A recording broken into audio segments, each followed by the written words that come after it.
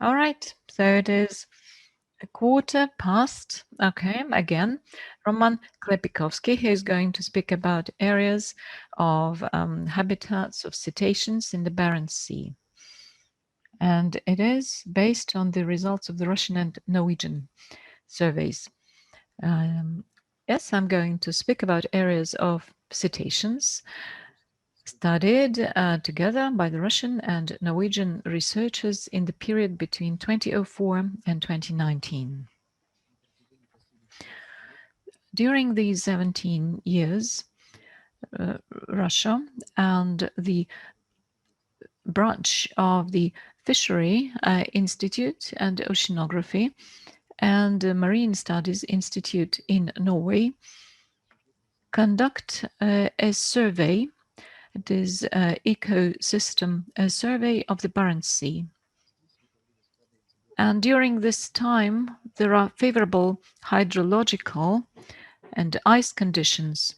And also, we observe a good distribution of different hydrobiomes, including the marine mammals. As for cetaceans, we can observe the maximum level of distribution. And due to this long-term study, we have accumulated enough information in order to identify different areas for 8 types of cetaceans. So we can identify areas specific for these cetaceans. I myself have taken part in collection of primary data and also preparation of all the reports from the Russian side.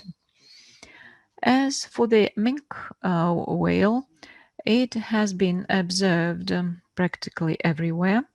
And in the north, it was to the north from the 81st degree. And you can see the whole area. And it was in the Karsk Sea as well. And practically everywhere in this area, it was regularly sighted and also close to Svalbard area. As for fin whale, again, it was widely distributed, and you see the coordinates of this area. Yes, it is to the east of the 60th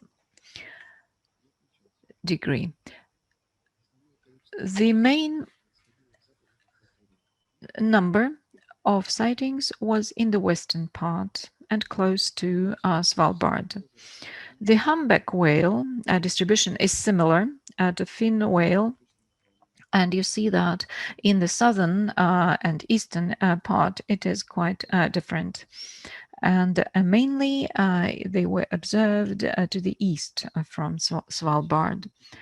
Now the blue whale distribution, sightings were registered only to the west and north of Svalbard.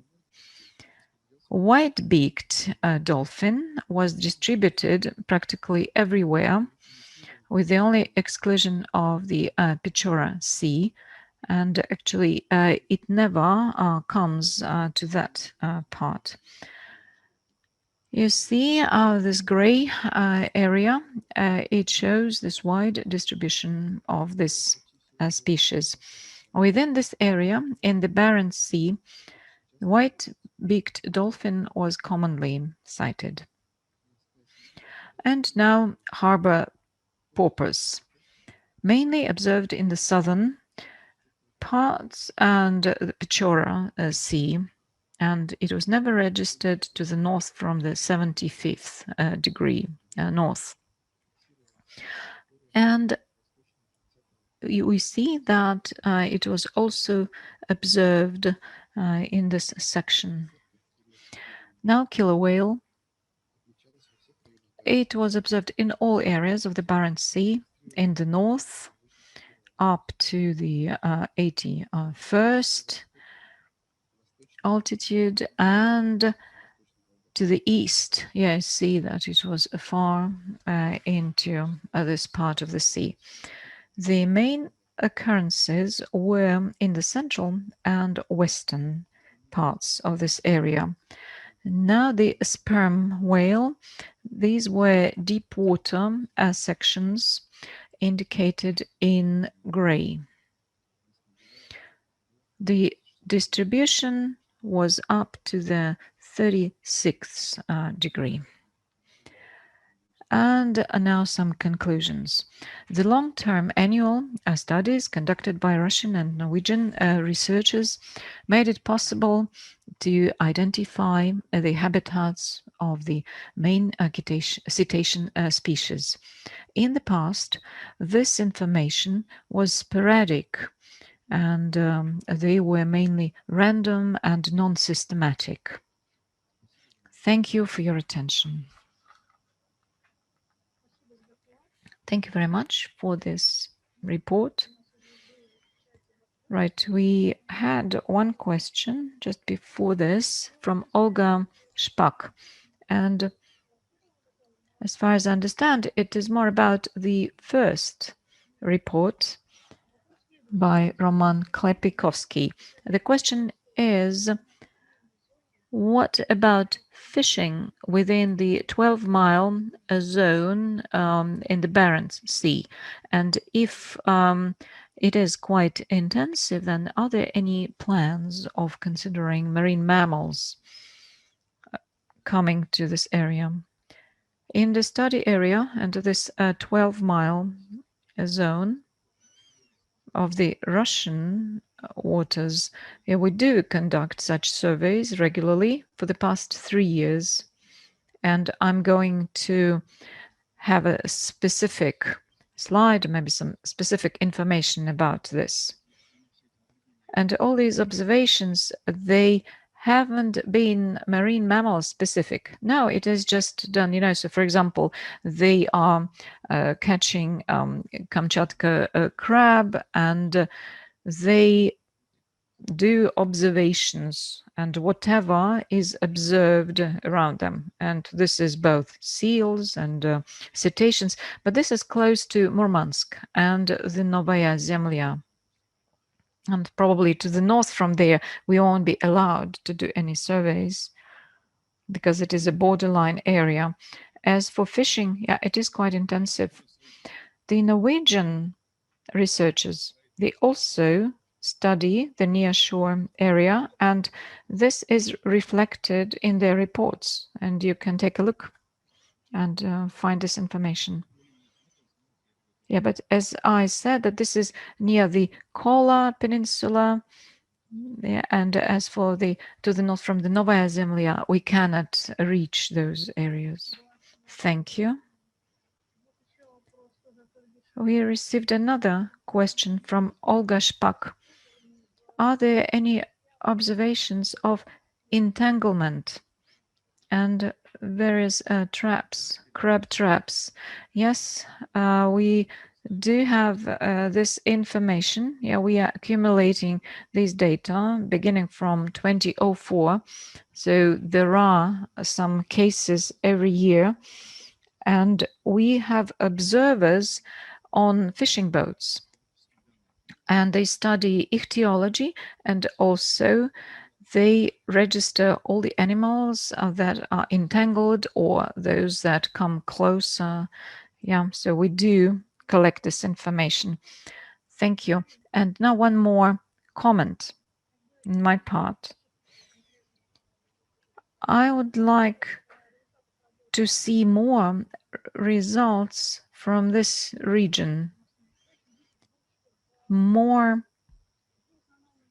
you publish all this data in some official reports, and it's hard to find for other researchers. I myself, for example, I was looking for this publication when I needed specific information, and it was so hard to find any of your publications.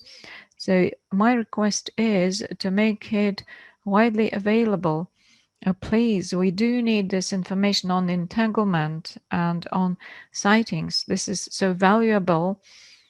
And all those reports you submit to, state institutions, this is one thing, but we need to ensure availability of this information. Yes, thank you for this comment. Yeah, our publications are quite scarce in comparison with what the Academy of Sciences publish. Yes, we'll try to improve it. Yes, thank you. And at conferences, yeah, because there's great interest in your work. Thank you. Yeah, we, on behalf of the council, yeah, we can help you publish these results in our readings. Thank you.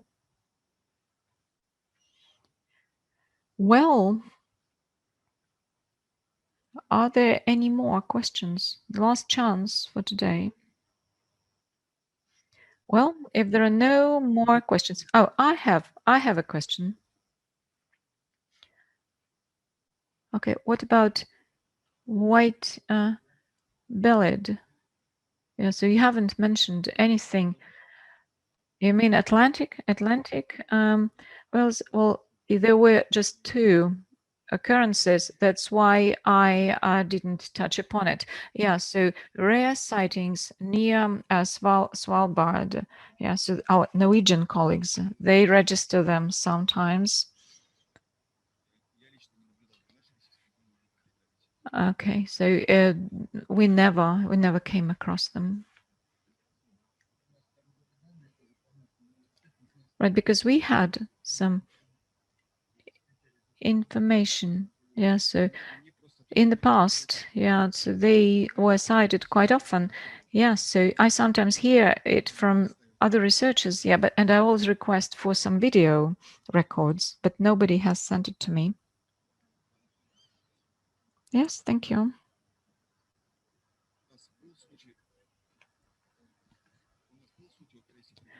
And speaking about dolphins, a couple of years ago, yeah, this white-sided, yeah, the common dolphin. So we never cited it, but then there was a video.